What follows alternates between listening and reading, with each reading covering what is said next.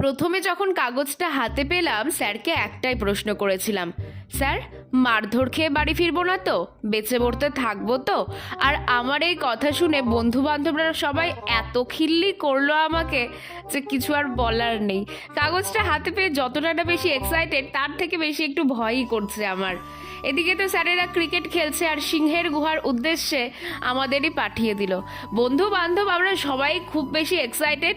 কেউ একজন বোঝাচ্ছে আমাদেরকে, কেউ আবার বলছে এই এটা হবে না তো, এই নাম বলবে তো, বাড়ি থেকে বের করে দেবে না তো। যাই হোক, সবাই হল্লা করতে করতে বেরিয়ে পড়লাম। এবার আমরা হাঁটতে শুরু করেছি, কোথায় যাচ্ছি নিজেরাই জানি না। তারপর ঠিক করলাম যে না, অনেকটা ডিস্টেন্স হয়ে যাচ্ছে বাবা, একটা টোটো দরকার।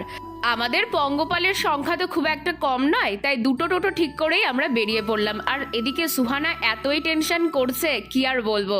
ও কোথায় যাচ্ছে সেটাই তো তোমাদের বলা হয়নি, নেক্সট পার্টেই বরং বলি, কেমন?